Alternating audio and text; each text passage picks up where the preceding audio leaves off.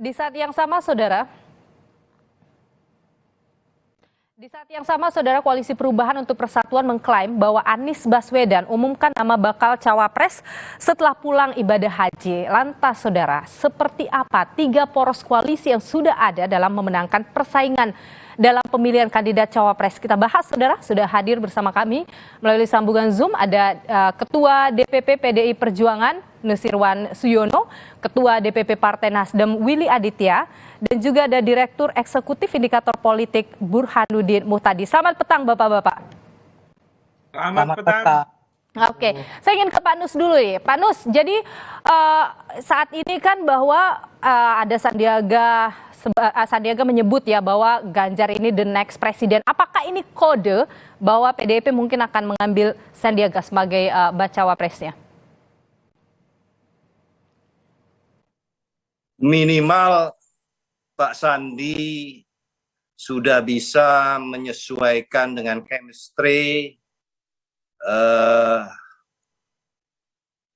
chemistry politik untuk bersama dengan Pak Ganjar. Karena hal tersebut tentu menjadi keperluan atau katakanlah penyesuaian tersebut menjadi salah satu indikator untuk bisa berpasangan. Tentu ada aspek yang lain, termasuk diantaranya adalah karena kalau kita hanya sekedar membahas calon wakil presidennya saja, tentu tidak lengkap. Kita juga harus melihat bagaimana penyesuaian dengan partai pengusung maupun partai pendukung, juga teman-teman relawan di dalam membaca pasangan calon. Sehingga karena ini mesin partai politik dan partai pengusung maupun pendukung serta rekan-rekan relawan, tentunya itu juga menjadi menentukan di dalam melakukan sosialisasi di akar rumput. Jadi tidak hanya pada sisi figurnya saja, tapi terutama juga baik calon presiden, tapi juga perlu juga wakil presiden dan seluruh perangkat sistem yang bekerja kelak kemudian hari. Pak Nus, sebenarnya tuh dari PDIP maunya calonnya wakil Ganjar ini tuh yang dari figur mana sih? Ya itu tentu kita nanti akan evaluasi karena Pak Sandi maupun teman-teman yang lain yang selama ini dibicarakan sudah masuk di dalam daftar yang tentunya ikut dievaluasi dan nanti tentu menjadi pertimbangan Ibu Megawati di dalam memutuskan setelah nanti berdiskusi pula dengan Pak Jokowi, kemudian juga calon presiden dari PDI Perjuangan Pak Ganjar, dan itu tentu nanti dengan mempertimbangkan berbagai hal begitu ya. Baik. Jadi tidak bisa langsung kita pada hari ini menyampaikan beberapa hal-hal yang tentunya itu masih nanti di dalam dinamika proses yang akan berjalan. Baik, ada beberapa hal dari pertimbangan. Kalau dari Koalisi Perubahan, Bung Willy, jadi sekarang kan puncak ibadah haji ini sudah selesai. Apakah itu artinya mungkin segera akan mengumumkan, karena kan infonya setelah haji? Ya, kalau setelah haji bisa sampai pendaftaran di KPU. Wah, ini jebakan nih statementnya nih. Bulan ini mungkin nggak sih? Mungkin tidak bulan ini. Ya gini, epicentrum dari Pilpres itu kan Capres. Dan Mas Anies adalah orang yang pertama mendeklarasikan atau dideklarasikan sebagai Capres. Ya. Ini kan tentu dalam proses ini katanya sebuah perubahan itu membutuhkan kesabaran. Mana tahu nanti ada rezeki anak soleh aja gitu. Jadi rezeki apa yang ditunggu sih Bung Willy? Yang apa? Yang seperti apa? Momentum yang paling penting. Elemen of surprise dalam proses mengambil keputusan timing kapan akan diumumkan itu menjadi satu hal yang benar-benar kalau bahasa Mas Burhani presisi gitu. Itu yang kita lagi kalau secara politiknya kan elemen of surprise gitu. Itu yang benar-benar kita hitung secara kalkulatif ya. Jadi peran cawapres itu sebenarnya tidak terlalu dominan, tapi salah menentukan cawapres itu menjadi satu hal yang cukup fatal ya. Jadi kalau kita lihat hari ini kan yang benar-benar menjadi epicentrum dari Pilpres 2024 ini kan cuma Anies Baswedan kan. Ya. Jadi itu yang benar-benar ditunggu oleh publik ya. Nah, kita yang kemudian ini ibarat ini kan haji ya, kemarin kan puasa, ini ibarat puasa, sejauh apa kita kuat menahan diri untuk kemudian menyampaikan itu kepada Bung Willy, ini kan tim 8 sudah pernah bilang ya, nama-namanya sudah ada sekitar 5 orang, koreksi kalau saya salah. Sekarang banyak nama-nama populer juga sudah disebut oleh koalisi sebelah. Jadi itu sebenarnya di Nasdem itu, nama yang sudah dikantongi itu yang mana? Ya di kantongnya pasti di kantong Mas Anies lah. Oh gitu. Bu, jadi usulan tim 8 itu gimana? Tim 8 sudah menyelesaikan tugasnya dalam proses cawapres ya. Kita sekarang ada tugas-tugas yang lain yaitu cawapres sudah dikonsultasikan oleh Mas Anies kepada pimpinan-pimpinan parpol ya. Mas Anies sudah ketemu Pak Surya, sudah ketemu Pak SBY, sudah ketemu Habib Salim ya. Untuk mendiskusikan itu secara mendalam ya. Nah, memang nama-namanya itu apakah yang juga muncul di survei 5 besar survei? Nanti saya akan buat ini kuis tebak gambar aja gitu. Ada gambarnya sekarang dipegang. Kalau enggak tebak-tebak ciri-ciri gitu. Itu ya. Apa? Ciri-cirinya apa? Ya ciri-cirinya pasti manusia yang berjalan bernafas lah. Aduh susah ini. Oke, saya ingin ke Bung Burhanuddin dulu. Bung Burhan, apa sih yang ditunggu oleh koalisi-koalisi ini untuk mengumumkan nama cawapresnya?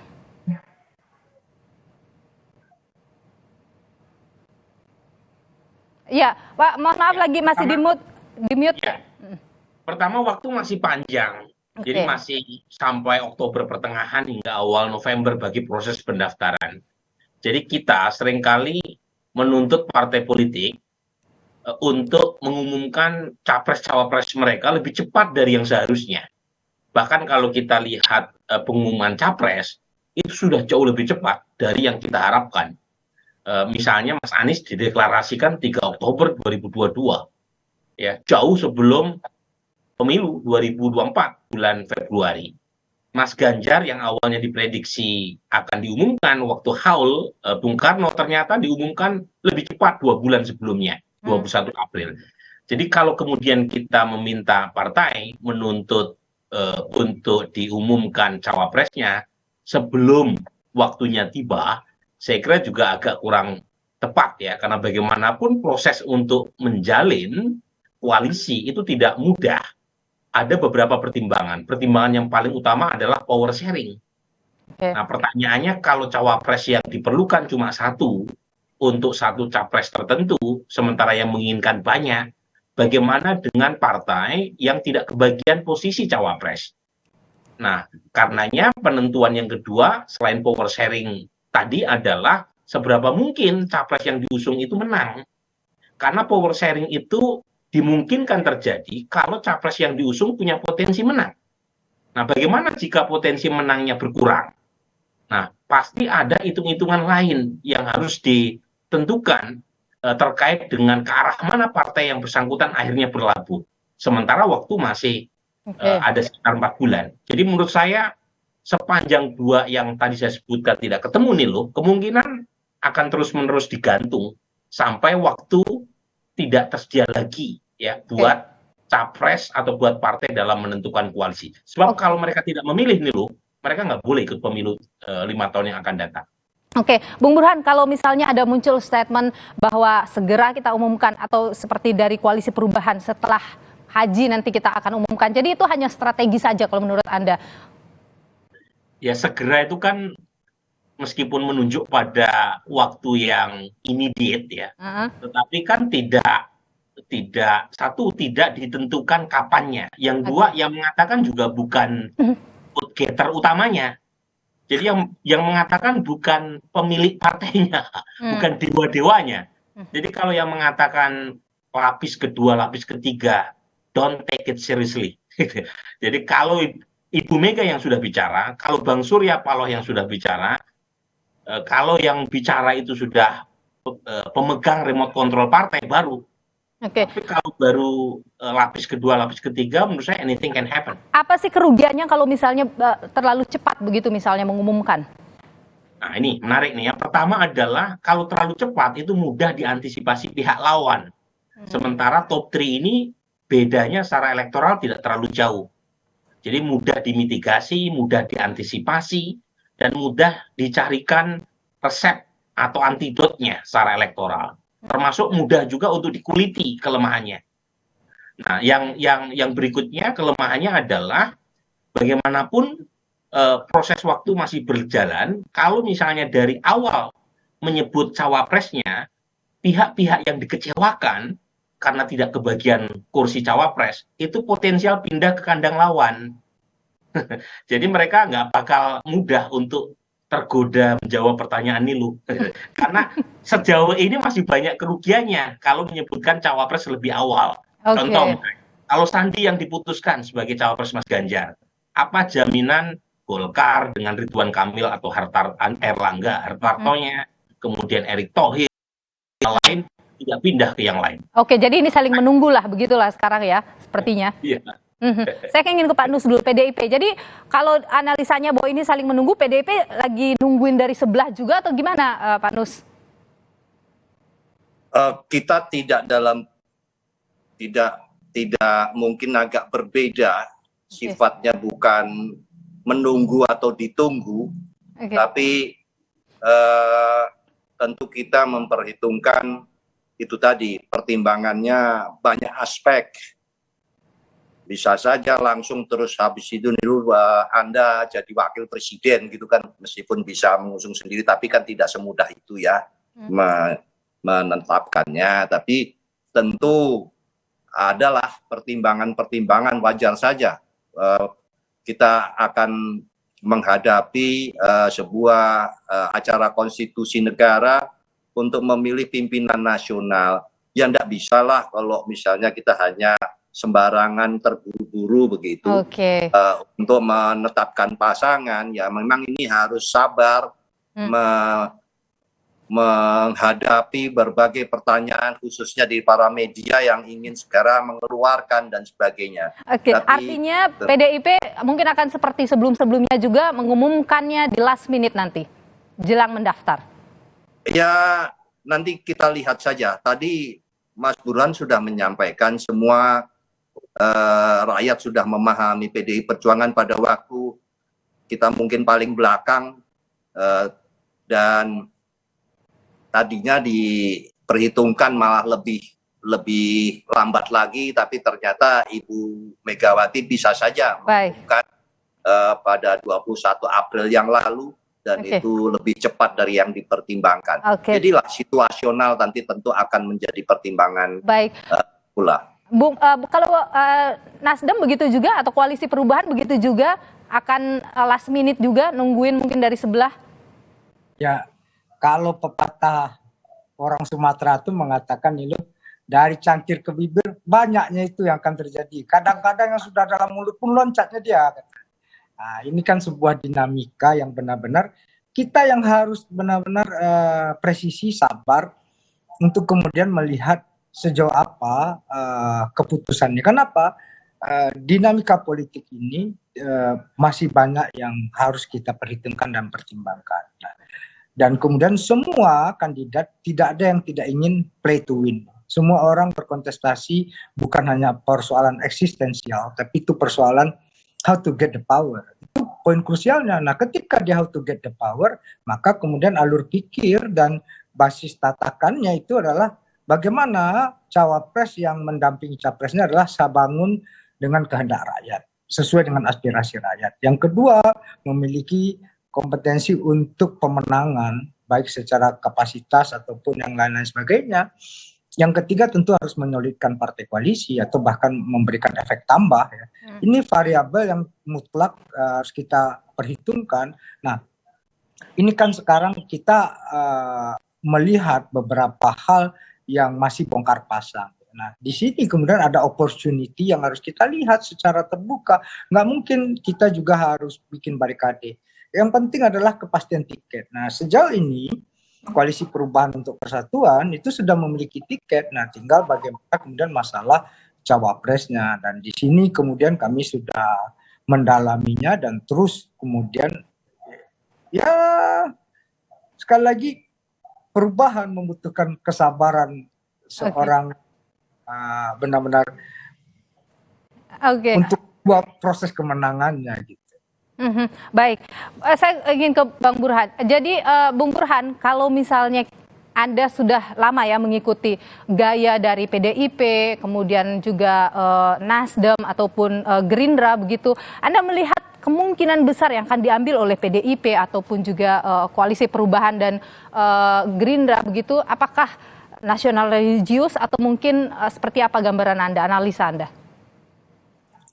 Kalau Ibu Mega, beliau sangat mementingkan aspek kombinasi Jawa luar Jawa, Islam nasionalis, ya, satu kearifan lokal lama yang kita punya sejak Orde Lama ya. Tetapi lagi-lagi pola semacam ini kan sangat dinamis, bisa berkembang, bisa berubah karena yang pertama adalah faktor elektoral.